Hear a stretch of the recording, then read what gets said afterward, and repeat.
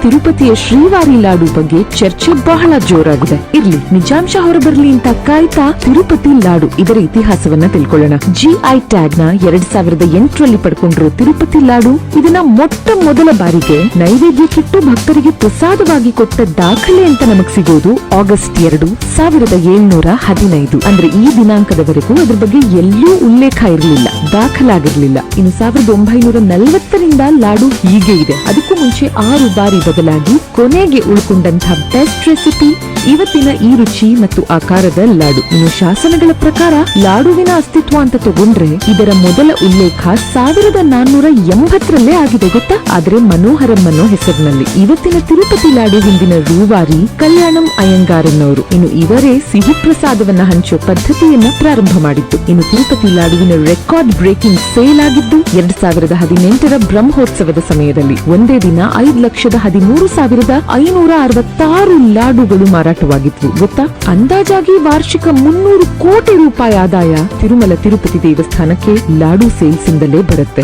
ನಿನ್ನೆಯ ವಿಡಿಯೋ ಮಹಾಭಾರತದ 3 ಶ್ವಾನಗಳ ಬಗ್ಗೆ ನಾನೇನ್ ಹೇಳಿದೆ. ಸಹಜವಾದ ಪ್ರಶ್ನೆ, ಮಹಾಭಾರತ ನಡೆದಿದ್ದು ಪಾಂಡವರ ಕೌರವರ ಸಮಯದಲ್ಲಲ್ವಾ? ಇವರ ಮೊಮ್ಮಕ್ಕಳ ಕಾಲದ ಜನಮೇಜಯ ರಾಜನ ಈ ಘಟನೆಯ ನಂತರ ಮಹಾಭಾರತ ಹೇಗೆ ಪ್ರಾರಂಭವಾಯಿತು ಅಂತ ವ್ಯಾಲಿಡ್ ಕ್ವೆಶ್ಚನ್. ನೋಡಿ, ಮಹಾಭಾರತ ಅನ್ನೋದು ಮಹಾಗ್ರಂಥ. ಈ ಗ್ರಂಥ ಪ್ರಾರಂಭವಾಗುವುದು ಮಹಾಭಾರತದ ಕಥೆ ಹೇಗೆ ಪ್ರಾರಂಭವಾಯಿತು ಹಾಗಲ್ಲ. ವಂಶವೃಕ್ಷದ ಪ್ರಕಾರವೇ ಈ ಕಥೆಯನ್ನ ಬರ್ದಿಲ್ಲ. ನೋಡಿ, ಪಾಂಡವರ ಹಾಗೂ ಕೌರವರ ವಂಶವೃಕ್ಷವನ್ನ ಹುಡುಕ್ತಾ ಹೋದ್ರೆ ಅದು ಶಾಂತನು ಅನ್ನೋ ರಾಜನಿಂದ ಪ್ರಾರಂಭವಾಗುತ್ತೆ. ಇನ್ನು ಹಿಂದಕ್ಕೆ ಹೋಗಬಹುದು ಅಮೃತ ಮತ್ತು ಅರುದ್ವತಾರ ಕಥೆಯಿಂದ. ಆದ್ರೆ ಈ ಮಹಾಗ್ರಂಥದಲ್ಲಿ ಕಥೆ ಪ್ರಾರಂಭವಾಗುವುದು ಜನಮೇಜಯ ರಾಜ ಸರ್ಪ ಯಾಗವನ್ನ ಮಾಡ್ತಿದ್ದ ಎಂಬಲ್ಲಿಂದ. ಪರೀಕ್ಷಿತ್ ರಾಜನನ್ನ ಸರ್ಪ ಒಂದು ಕೊಂದಾಗ ಸರ್ಪ ಸಂತತಿಯನ್ನೇ ನಾಶ ಮಾಡೋದಕ್ಕಂತ ಆತನ ಪುತ್ರ ಜನಮೇಜಯ ರಾಜ ಪಣವನ್ನ ತೊಟ್ಟು ಯಜ್ಞವನ್ನ ಮಾಡ್ತಿರ್ತಾನೆ. ಇದೇ ಯಜ್ಞಕ್ಕೆ ಸಾಕಷ್ಟು ಋಷಿ ಮುನಿಗಳು ಸೇರಿರ್ತಾರೆ. ಅಲ್ಲಿಗೆ ಆಗ ವ್ಯಾಸರ ಶಿಷ್ಯ ವೈಶಂಪಾಯನ ಬಂದಾಗ ಕೃಷ್ಣ ದ್ವೈಪಾಯನ ವ್ಯಾಸರು ರಚಿಸಿದಂತಹ ಮಹಾಭಾರತವನ್ನ ತಿಳಿಯಲಿಚ್ಛಿಸ್ತಾರೆ ಮಿಕ್ಕ ಋಷಿಗಳು. ಆಗ್ಲೇ ಒಂದು ಫ್ಲಾಶ್ ಬ್ಯಾಕ್ ನ ಹಾಗೆ ನಡೆದ ಘಟನೆಗಳನ್ನ, ಅಂದ್ರೆ ಮಹಾಭಾರತದ ಪಾಂಡವರ ಹಾಗೂ ಕೌರವರ ಕಥೆಯನ್ನ ವೈಶಂಪಾಯನ ಎಲ್ಲರಿಗೂ ವಿವರಿಸೋದು. ಮಹಾಭಾರತ ಅನ್ನೋ ಗ್ರಂಥವನ್ನ ತಗೊಂಡಾಗ it's not a straight story. ಕಥೆ ಈ ಯಜ್ಞದಿಂದ ಪ್ರಾರಂಭವಾಗಿ ಯಜ್ಞದ ಕಥೆಯಲ್ಲಿ ಸಾರಮೇಯ ಬಂದು ಹೋಗುತ್ತೆ. ಅಲ್ಲಿಂದ ಒಂದು ಫ್ಲಾಶ್ ಬ್ಯಾಕ್ ನ ಹಾಗೆ ಮಹಾಭಾರತದ ಘಟನೆಗಳ ಅನಾವರಣ ಗ್ರಂಥದಲ್ಲಿ ಆಗುತ್ತೆ. ಈ ಅರ್ಥದಲ್ಲಿ ಮಹಾಗ್ರಂಥ ಮಹಾಭಾರತದಲ್ಲಿನ ಪ್ರಾರಂಭದ ನಿರೂಪಣೆ ಶ್ವಾನದ ಕಥೆಯಿಂದ ಆಗತ್ತೆ. ಜರಾ ಬಿಟ್ಟ ಬಾಣ ಕೃಷ್ಣನಿಗೆ ತಗುಲಿದಾಗ ಆತ ಯಾವ ವೃಕ್ಷದ ಕೆಳಗೆ ಮಲಗಿದ್ದ ಗೊತ್ತಾ? ಇವತ್ತಿನ ವಿಡಿಯೋದಲ್ಲಿ ಅದೇ ವೃಕ್ಷದ ಬಗ್ಗೆ ತಿಳ್ಕೊಳ್ಳೋಣ. ವೃಕ್ಷಗಳ ರಾಜ್ಯ ಅಂತ ಕರಿತೀವಿ ನಾವಿದನ್ನ. ಅದುವೇ ಅಶ್ವತ್ಥ ವೃಕ್ಷ. That's people tree. ಈ ವೃಕ್ಷದಲ್ಲಿ ತ್ರಿಮೂರ್ತಿಗಳು ವಾಸಿಸ್ತಾರೆ ಅನ್ನೋದು ನಂಬಿಕೆ. ಇದರ ಬುಡದಲ್ಲಿ ಸಾಕ್ಷಾತ್ ವಿಷ್ಣು ಹಾಗೂ ಇದರ ಎಲೆಗಳಲ್ಲಿ ಶಿವ ವಾಸಿಸ್ತಾನೆ. ಭಾರತದಲ್ಲಿ ಮಾತ್ರವಲ್ಲದೆ ಇದನ್ನ ಸಾಕಷ್ಟು ಸಮುದಾಯದವರು ವಿಶ್ ಫುಲ್ಫಿಲಿಂಗ್ ಟ್ರೀ ಅಂತಲೇ ಪರಿಗಣಿಸ್ತಾರೆ. ಬೇರೆ ಬೇರೆ ಧರ್ಮಗಳಲ್ಲಿ ಸಹ ಇದಕ್ಕೆ ಸಾಕಷ್ಟು ಮಹತ್ವವಿದೆ, ಪೂಜೆ ಸಹ ಇದೆ. ಇದನ್ನ ವರ್ಲ್ಡ್ ಟ್ರೀ ಅಂತಾರೆ, ಕಾಸ್ಮಿಕ್ ಟ್ರೀ, ಇನ್ನು ಟ್ರೀ ಆಫ್ ಲೈಫ್ ಅಂತ ಸಹ ಕರೀತಾರೆ. ಹಾಗೂ ಭೂಮಂಡಲದ ಮಧ್ಯ ಭಾಗವನ್ನ ಇದು ಸೂಚಿಸುತ್ತೆ. ಋಗ್ವೇದದ ಮಂತ್ರಗಳಲ್ಲಿ ಅಶ್ವತ್ಥ ವೃಕ್ಷದ ಉಲ್ಲೇಖ ಇದೆ. ಇನ್ನು ಬೌದ್ಧ ಮತದಲ್ಲಿ ಸಹ ಇದಕ್ಕೆ ಬಹಳ ಮಹತ್ವವಿದೆ. ಗೌತಮ ಬುದ್ಧನಿಗೆ ಜ್ಞಾನೋದಯವಾಗಿದ್ದು ಬೋಧಿ ವೃಕ್ಷದ ಕೆಳಗೆ. ಈ ಬೋಧಿ ವೃಕ್ಷ ಅಶ್ವತ್ಥ ವೃಕ್ಷದ ಒಂದು ಜಾತಿ.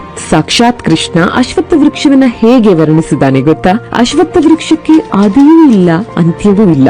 ಇದರ ಬೇರು ಮೇಲ್ಭಾಗಕ್ಕೆ ಬೆಳೆದರೆ ಕೊಂಬೆಗಳು ಕೆಳಕ್ಕೆ ಮುಖ ಮಾಡಿರುತ್ತವೆ. ಇದನ್ನ ಕತ್ತರಿಸಲು ಸಹ ಅಸಾಧ್ಯ ಅಂದಿದ್ದಾನೆ ಕೃಷ್ಣ. ಆದ್ರೆ ಕಲಿಯುಗದಲ್ಲಿ ನಾವು ಯಾವುದನ್ನು ಉಳಿಸಿಕೊಳ್ಳೋದಿಲ್ಲ. ಎಂಥ ಮರವನ್ನೇ ಆದ್ರೂ ಕತ್ತರಿಸೋದಕ್ಕೆ ಮಾರ್ಗ ಕಂಡುಕೊಂಡಿದೀವಿ ಅನ್ನೋದಂತೂ ಸತ್ಯ. ಇನ್ನು ಭಗವದ್ಗೀತೆಯಲ್ಲಿ ಅಶ್ವತ್ಥ ವೃಕ್ಷವನ್ನ ಏನಂತ ವರ್ಣನೆ ಮಾಡಲಾಗಿದೆ ಗೊತ್ತಾ? The one that is not the same tomorrow. ಇದು ನಮ್ಮ ಜೀವನಕ್ಕೂ ಒಂದು ಸ್ಫೂರ್ತಿದಾಯಕ ಸಂದೇಶ. ನಾಳೆ ಇಂದಿನ ಹಾಗೆ ಇರೋದಿಲ್ಲ. ಕಂಸ ದೇವಕಿಯ 6 ಮಕ್ಕಳನ್ನ ಹುಟ್ಟಿದ ತಕ್ಷಣನೇ ಯಾಕೆ ಸಂಹಾರ ಮಾಡ್ತಾನೆ? ಹಿರಣ್ಯಕಶ್ಯಪುಗೆ ಸಂಬಂಧಪಟ್ಟಂತ ಒಂದು ಕಥೆ ಇದೆ. ನಾನು ಹಂಸ ಯೂಟ್ಯೂಬ್, ಫೇಸ್ಬುಕ್ ಹಾಗೆ ಇನ್ಸ್ಟಾಗ್ರಾಮ್ ಅಲ್ಲಿ ನನ್ನ ಫಾಲೋ ಮಾಡಿ. ಹಿಂದೆ ಹಿರಣ್ಯಕಶ್ಯಪುವಿನ ಕುಲದಲ್ಲಿ ಕಾಲನೇಮಿ ಅನ್ನುವಂತ ಒಬ್ಬ ರಾಕ್ಷಸ ಇದ್ದ. ಇವನಿಗೆ 6 ಜನ ಗಂಡು ಮಕ್ಕಳು. ಇವರು 6 ಜನ ಇದ್ದಿದ್ರಿಂದ ಇವರನ್ನ ಷಡ್ ಗರ್ಭ ಅಂತ ಕರಿತಿದ್ರು. ಇವರೆಲ್ಲ ಒಂದ್ಸಲ ಬ್ರಹ್ಮನನ್ನ ಕುರಿತು ತಪಸ್ಸನ್ನ ಮಾಡ್ತಾರೆ. ಎಲ್ಲಾ ರಾಕ್ಷಸರ ಹಾಗೆ ತಮಗೂ ಕೂಡ ಯಾರಿಂದಾನೂ ಸಾವು ಬರಬಾರ್ದು ಅಂತ ವರ ಪಡೆದ್ಬಿಡ್ತಾರೆ. ಈ ವಿಷಯ ಹಿರಣ್ಯಕಶ್ಯಪುಗೆ ಗೊತ್ತಾಗತ್ತೆ. ನನ್ನ ಕುಲದಲ್ಲಿ ಹುಟ್ಟಿ ನನ್ನನ್ನೇ ದೇವರಂತ ಭಾವಿಸ್ಲಿಲ್ವಾ? ಇನ್ಮುಂದೆ ನಿಮ್ಮ ವಾಸ ಪಾತಾಳದಲ್ಲಿ. ನಿಮಗೆ ಎಲ್ಲಿ ತನಕ ಮುಕ್ತಿ ಪ್ರಾಪ್ತವಾಗೋದಿಲ್ಲ ಅಂದ್ರೆ ನಿಮ್ಮ ತಂದೆ ನಿಮ್ಮನ್ನ ಸಂಹಾರ ಮಾಡೋ ತನಕ ಅಂತ ಶಾಪ ಕೊಟ್ಬಿಡ್ತಾರೆ.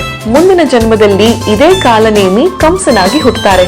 ಇನ್ನು ಆ 6 ಜನ ಮಕ್ಕಳಿದ್ರಲ್ಲ ಷಡ್ಗರ್, ಇವರು ದೇವಕಿಯ 6 ಮಕ್ಕಳಾಗಿ ಹುಟ್ಟಿ ಬರ್ತಾರೆ. ಹಾಗಾಗಿ ಅವರನ್ನ ಹುಟ್ಟಿದ ತಕ್ಷಣನೇ ಕಂಸ ಸಂಹಾರ ಮಾಡ್ತಾನೆ. ಆದ್ರೆ 6 ಜನನೇ ಯಾಕೆ ಇವ್ರು? ದೇವಕಿಯ 7ನೇ ಮಗು ಬಲರಾಮ. ಆದ್ರೆ ದೇವಕಿ ಇವರಿಗೆ ಜನ್ಮ ಕೊಡೋದಿಲ್ಲ.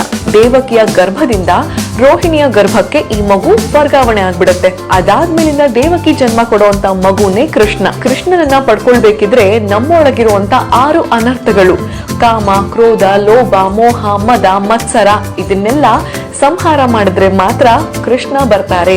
ಕೃಷ್ಣನನ್ನ ನಾವು ಪ್ರಾಪ್ತಿ ಮಾಡ್ಕೊಳ್ಬಹುದು ಅನ್ನೋದನ್ನ ಕಲ್ಸ್ಕೊಡುತ್ತೆ.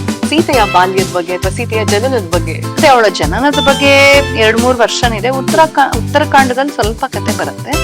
ಸೀತಾ ಅಂತ ಒಂದು ಯಜ್ಞ ಇದೆ, ಸೀತಾ ಯಜ್ಞ ಅಂತ. ಸೀತಾ ಅಂದ್ರೆ ಏನು ಅಂದ್ರೆ, ಈ ನೇಗಿಲ್ ಹಾಕೊಂಡು ರಥಕ್ಕೆ, ಎತ್ತಿನ ಗಾಡಿಗೆ ನೇಗಿಲ್ ಸಿಕ್ಸ್ಕೊಂಡು ಹಿಂಗ್ ಎಳಿತಾ ಹೋಗ್ತಾರೆ. ಒಂದು ರೇಖೆ ಆಗತ್ತೆ, ಆ ರೇಖೆಗೆ ಸೀತಾ ಅಂತ ಹೆಸರು.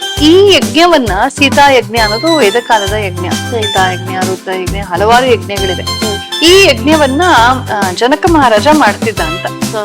ಹಾಗೆ ಅವನು ಸಾಂಕೇತಿಕವಾಗಿ ಆ ಸೀತೆಯ ರೇಖೆಯನ್ನ ಹಿಂಗ್ ಅವನು ಎತ್ತಿನ ಗಾಡಿ ಇಟ್ಕೊಂಡು ಹಿಂಗ್ ಹೋದಾಗ ಅದು ಬ್ಲಾಕ್ ಆಗತ್ತೆ, ಮುಂದೆ ಹೋಗೋದಿಲ್ಲ.